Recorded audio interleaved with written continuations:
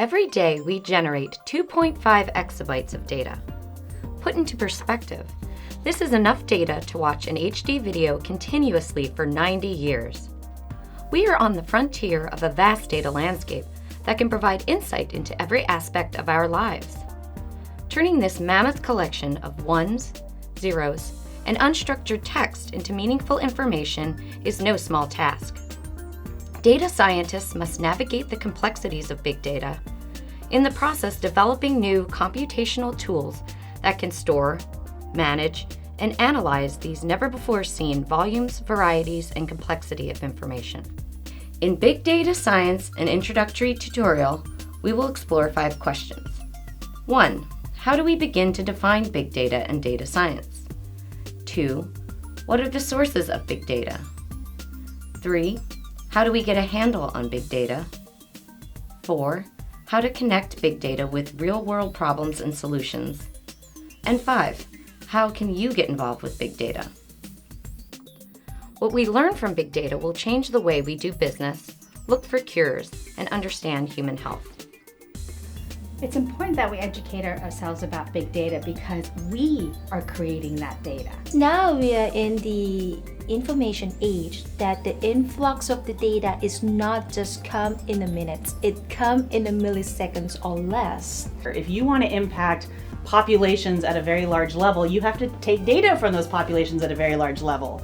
And previously we were constrained by our technology, by cost. There's an explosion of information out there.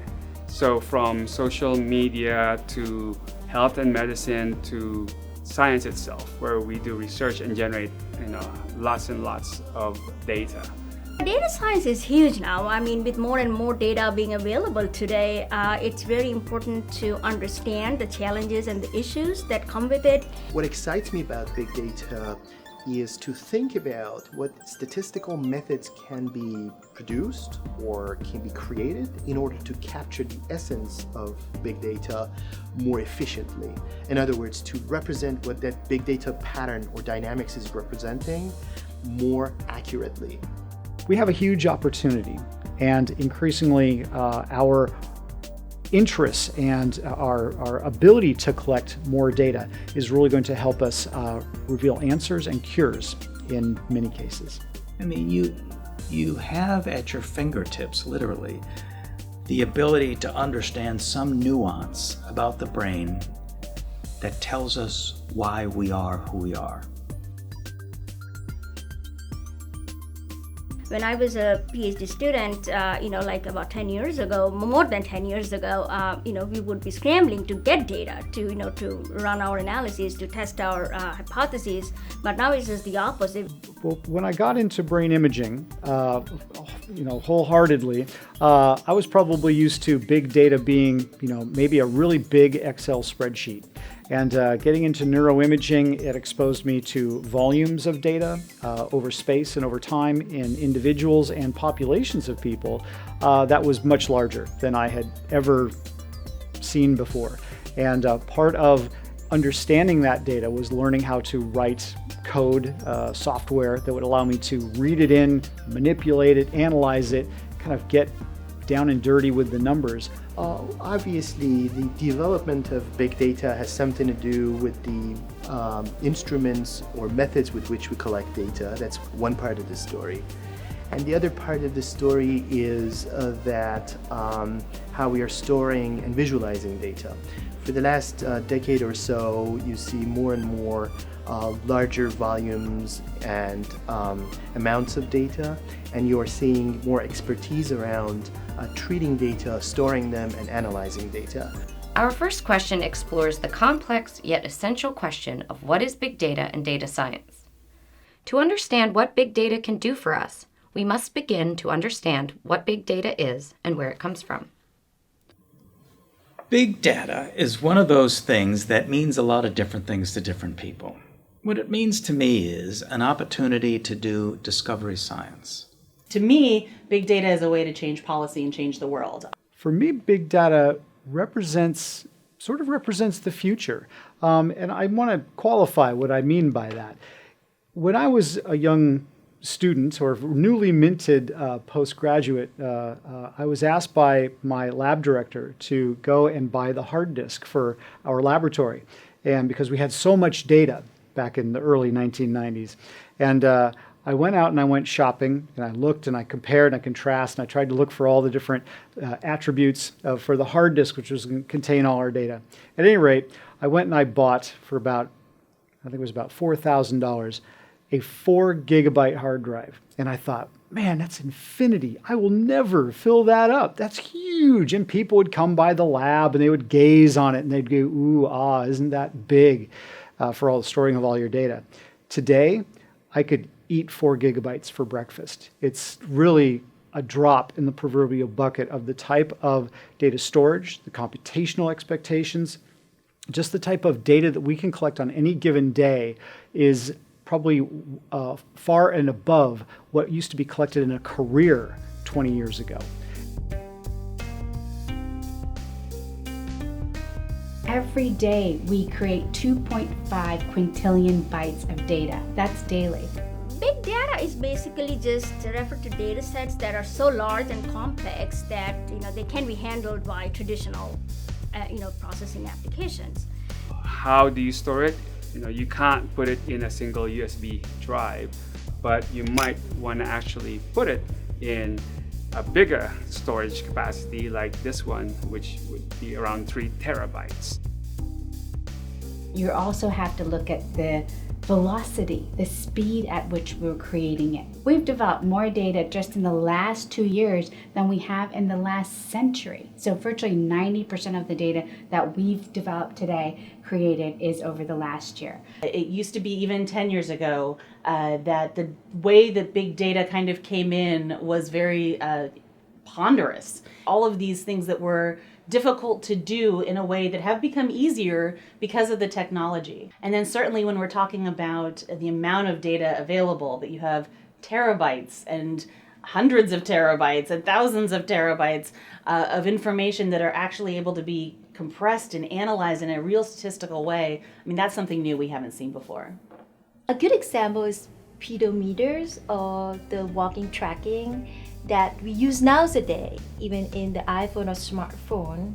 So those data are recorded in milliseconds, in real time, and the consumer use that data to analyze the average speed, the average elevation, and also try to come up with their own speeding pattern or walking pattern.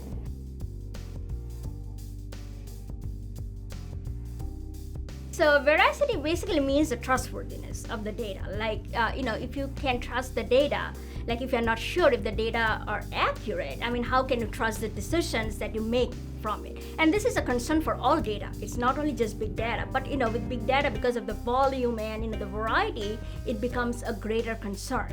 If you say that, hey, these decisions are governed by this data, but if the data was, say, faulty, then of course those decisions cannot be trusted.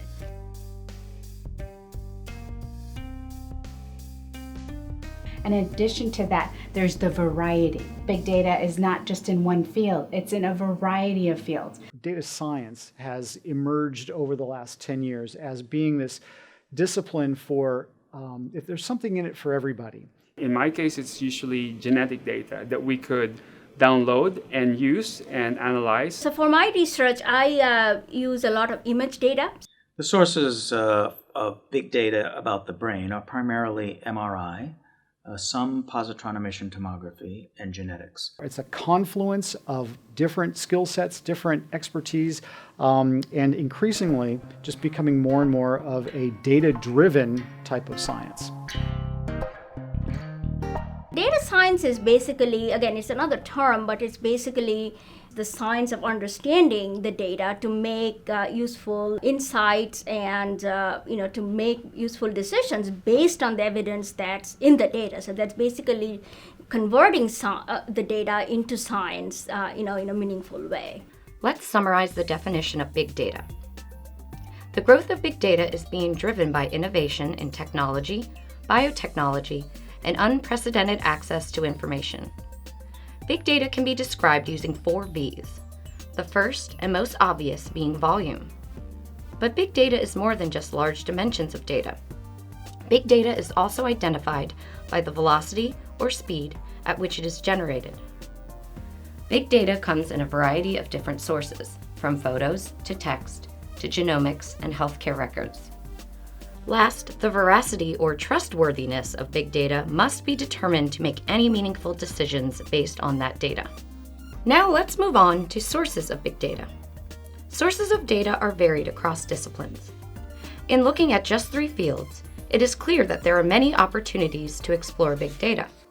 We have access to genetics data. For example, if you go into PubMed, then they have a data repository where you can type in the word breast cancer and you can actually look to see, okay, what types of genetics data is available to us. So these are all readily available to us. Of course, there's permissions. It's not as simple as that. There's permissions that we have to have in order to get those data, but you can request that permission, and if you have a particular hypothesis or question, you can be able to address that question. So that's one great source. The other sources are, as I said, BRFSS and then NHANES. There's registry data, not just, of course, the California registry data, but also across the United States.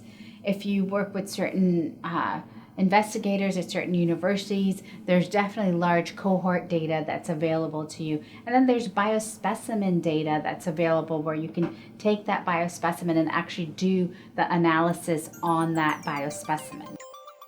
So what I do is I work on a disease called mucolipidosis type 4, which affects mostly children. It's a rare genetic disease. And what we're trying to uncover is how the brain cells in patients that have these disease basically die. So what causes what we call neurodegenerative process in the brain? And what we are doing right now is we're looking at gene expression profiling, which involves big data. What we're trying to do is figure out what types of genes are either elevated or expressed very low in samples of blood from patients with Alzheimer's disease. Other sources of big data for my line of research is actually a public website called the National Center for Biotechnology Information, or commonly known as NCBI. So NCBI is basically a repository of information for the purpose of furthering our research endeavors. Big data plays a role in the health science field in various ways. One of the key ways, of course, in mine is that we have surveys. So, for example, the NHANES, the National Health and Nutrition Examination Survey, that NHANES data, they collect nutrition, dietary, body mass index data for the population around the country. And so I can use that dietary information and then look to see whether does increased intakes of vegetable, fruit, fiber, is that associated with obesity? Is that associated with diabetes? And then you can look at trends. It helps you answer not just questions within your field, but I could take that data and then, or population similar to that data and dietary data, and then merge that data with, let's say, the genetics information that we may have collected on those individuals. And being able to look at multidisciplinary fields, whether it be physical activity, nutrition, genetics, you can take all of that information and you can analyze all that information together to actually help you answer a question that may be very complex, but then help you answer that question in a more readily way because that data is accessible. Our fields aim to understand the health problem and try to achieve the better health solution.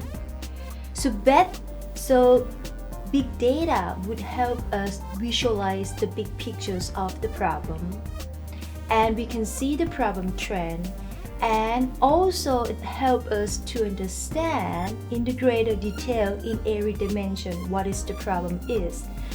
I believe that the big data would really assist us to come up with the better health solution. Big data plays, I guess, a role in all fields now. So in business, just imagine the amount of data that, say, UPS or FedEx, they generate on a daily basis when they log in every delivery they make, like worldwide.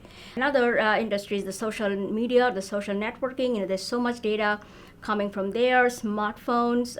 There's also a lot of images that are captured either by surveillance cameras or even smart devices. Businesses probably have been collecting data for ages, but it's only very recently, with the advent of technology and software and accessibility to those data, that people have started analyzing those and then actually make business decisions, not just based on experience or domain knowledge, but actually based on evidence that they see from the data. So the data-driven, or the whole data science, is basically gaining insights or informing business decisions based on evidence that's actually present in historical data. Let's summarize sources of big data. Business generates and uses big data through sales records, social media posts, and customer trends. The field of biomedicine generates and subsequently utilizes biospecimen data, genomics data via gene sequencing, brain health through different scans, and databases such as NCBI for storage, access, and retrieval of large data sets. Further, the healthcare industry uses surveys, registry data, and operations data from hospitals, as well as information from mobile health apps. Our third question addresses getting a handle on big data. Understanding what big data is and where it comes from is just the first step. Data scientists use techniques to manage, analyze, and visualize big data. Managing large-scale data sets it's almost a science of its own. Being able to organize it effectively, to make it accessible, then taking it, organizing it, placing it someplace where people can get access to it, making it indexable so that people can go and find what they're looking for, and make sure that that data is reusable are fundamental concepts which these days are driving the data science enterprise. Essentially, the question is, where does this big data go? Where are you going to park them? This is a non-trivial question as data gets bigger and bigger. So one strategy is to break them into chunks or different, smaller sets, and then store them in different places, and then have a way to keep track of what piece belongs to what part and does what, and then coherently looking at them after you analyze them locally per one of those chunks, and then trying to make a sense out of them in a big picture way. When you have a big data problem, big data is going to get bigger is another challenge, essentially. Think about it, if you're looking at social data, Facebook data or Twitter data, this is massive amount of data, but that amount of data is only going to get larger and larger because as time goes by, more and more subscribers come to these systems, more interactions, the network grows. Companies allow for larger, wider amount of spaces, features, pictures, movies, and all sorts of stuff to be part of this individualized data contribution. So when you zoom out and look at this network as one big cloud of data, this cloud of data is actually expanding as time goes by. In other words, there's a time element that not only you have to maintain and store that initial data set, but you constantly have to think about this as a sort of a dynamic problem that, okay, if you were able to park the data at time T0, what's going to happen at time T1 and T2 and T3, having in mind that this is just going to get bigger and bigger. We have to make sure that we have the capabilities to store this data efficiently. So a lot of cloud computing services are available just for that purpose. And then you have a software that can handle these large dimensional data to kind of process them, analyze them. I use MATLAB, I use R. And and for big data, more big data oriented software or something like Hadoop, Big Insights from IBM. The IBM has a TJ Watson platform also for handling large volumes of data that are out there. The strategy that I use is, we call it the data mining. We need to use the computer skill to deal with the data mining. First of all, you need to clean the data. At least you need to see the basic pattern of the data. And then you use the computer skill, programming skill, to try to find the associations, the pattern, or the trend from the big data. Often with big data sets, people will make assumptions when they just look at results at the end, and people will assume that the data is saying something that it's not. An easy example of that is when you talk about health insurance, which I use a lot. If I say 10% of California's population is uninsured, that actually doesn't tell you if I'm talking about current uninsured point in time. Is it right now? Is it uninsured over the entire past 12 months? By the way, it is currently uninsured, just so you know, it's point in time. But uninsured over the past 12 months would be that would be a whole smaller group of people who are only uninsured. Or if you're looking at 12 months, people that churn in and out of health insurance, that would be a larger number. Because some people gain it, some people lose it over the course of a year, and maybe you would actually need to have more capacity in your system to be able to help people that are only uninsured for 3 months at a time. So being very specific about knowing exactly the details that we're talking about is really important with big data sets in particular. Visualizing big data is critical because humans are extraordinarily visual animals. We have a lot of brain devoted to vision. And so it's important for us to create visualizations that allow you to interact with it so that you can almost pose questions in real time. So we color code different characteristics. We create little geometric glyphs that represent all manner of statistics, and we map these onto atlases, three-dimensional atlases of brain populations that allow us to understand these patterns and trends. And so I think visualization is essential, especially with complex interrelationships, and very large data have to be reduced in a way that a human can understand it. The machine might be able to, but if I was to give you 5 pages of numbers and you were flipping through the page, you might not immediately recognize this. If I take those 5 pages of numbers and I portray that onto a color image of the brain, you go, aha, I see it. I see the colors and it makes sense to me. I see an asymmetry, or I see a front to back trend, or what have you. You have to be aware of the fact that typically big data has many features. If you look at social network and look at people come with many features and characteristics, starting from age and gender and ethnicity, all the way to their income, where they're from, cultural habits, all sorts of stuff. So imagine that you want to take into account some or all of these in your visualization technique. That turns into a really hard problem. You have to be very creative in condensing information, showing all the relationships, at least marginally, without losing track of the fact that these things are related with each other in some sort of a broad and coherent way.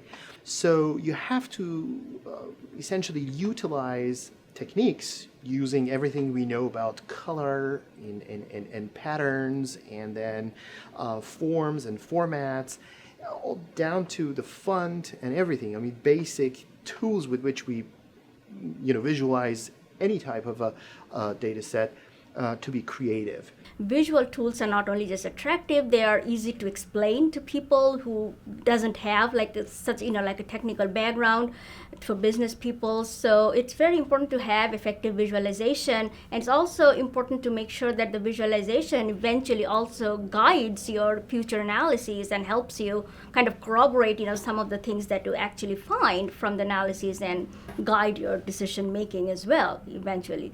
And one of the main aspects of visualization that's very common now when people are more and more kind of turning to software that provide those kind of capabilities is the interactivity.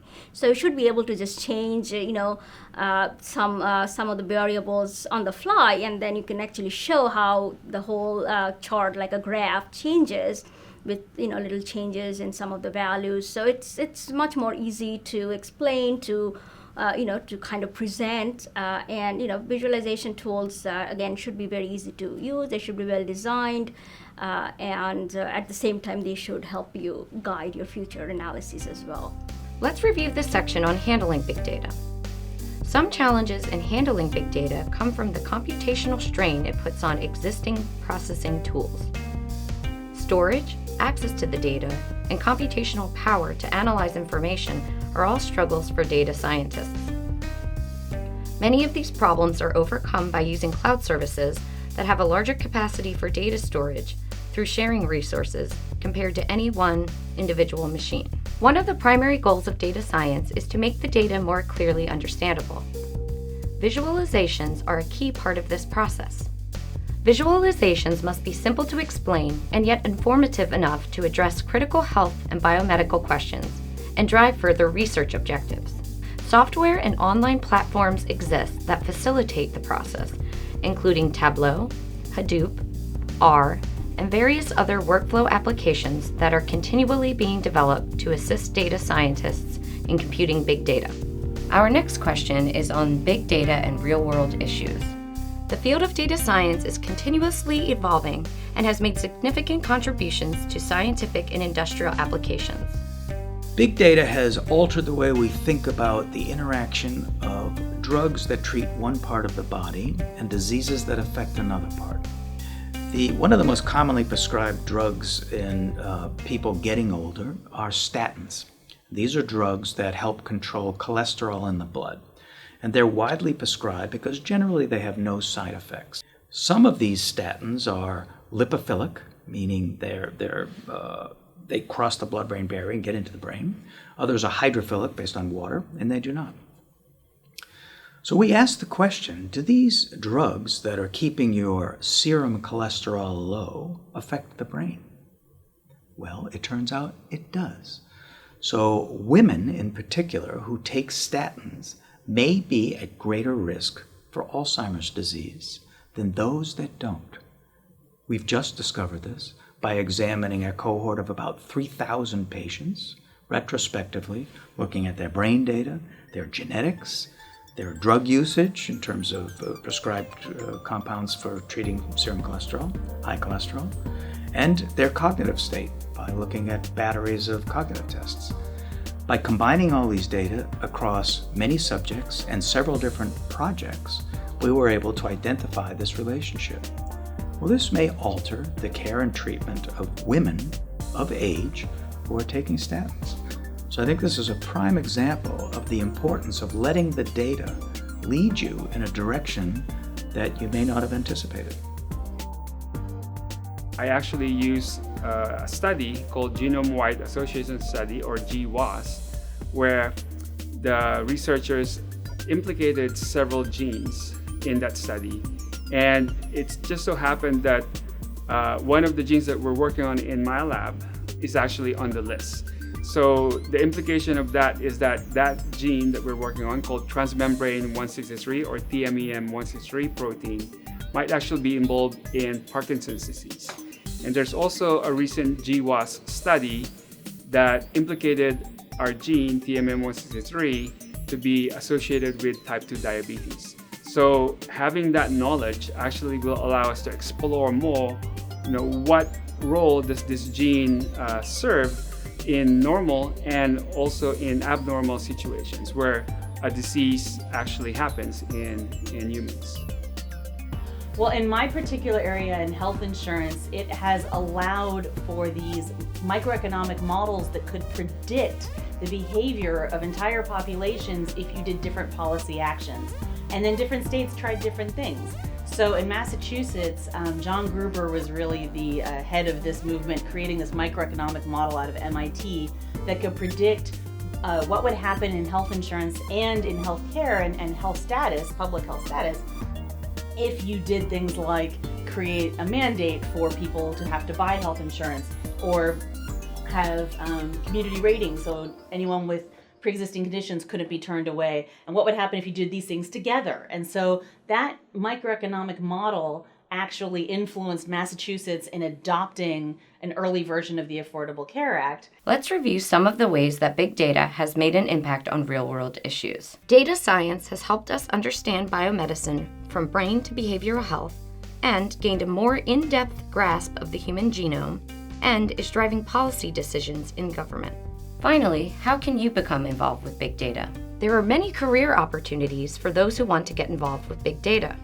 We need people to actually know big data or be involved in big data, because having data alone is going to be useless. We need people who need to know how to create data in the first place and analyze them and interpret them. The information that's contained in big data can really tell an extraordinary story and teach us a great deal about the object of study. Whether it's outer space or inner space, the amount of information that can be collected by these exquisite instruments that we now have to make these measurements, I think has made it necessary for us to apply algorithmic approaches and other big data strategies that you just couldn't have even thought of before. So I think it's really important that people get prepared in terms of the mathematics, the computer science, and the way of thinking. We live in a very connected world where internet plays a big role. And also in any area of sciences and industry, people are constantly interested in developing faster and more precise machineries. That very notion of faster and more precise machineries immediately translate into bigger and more precise data. And so you constantly look for the media that records data, whether it's in a lab or in industry, and they are just going to get more and more sophisticated.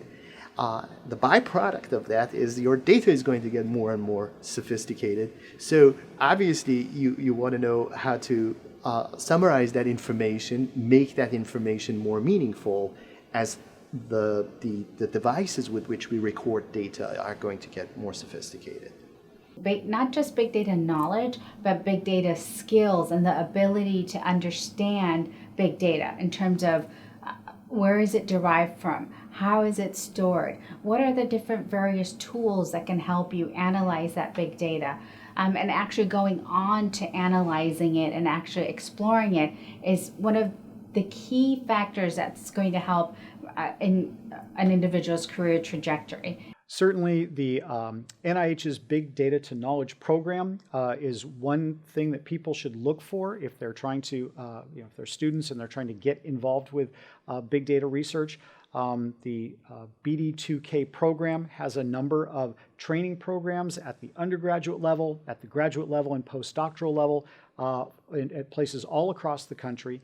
And that might be a great place to advise people to begin looking. If you are interested in these kind of big data sets, talk to professors, see what they're working on. The best way to become involved is to look at what the professors are already working on. And if you find something that you think sounds exciting, just approach them and say, I would really like to join your team. Is there a place for me? Do you have a need for an extra research assistant? Professors are very willing and open to work with students. You can get some really good solid looks into how exactly big data is used in a variety of ways. Big data, that is going to be the cross-cutting edge, and it is a cross-cutting edge for us to solve many of our health problems today. To get involved, contact your professors, take advantage of classes that explore big data, and look at the NIH BD2K program. Every day we generate data equal to 90 years of HD video. Hidden in this data are exciting new possibilities for technology, business, health, and biomedicine. People with the knowledge and skills to handle big data will be the driving force behind a new generation of innovation.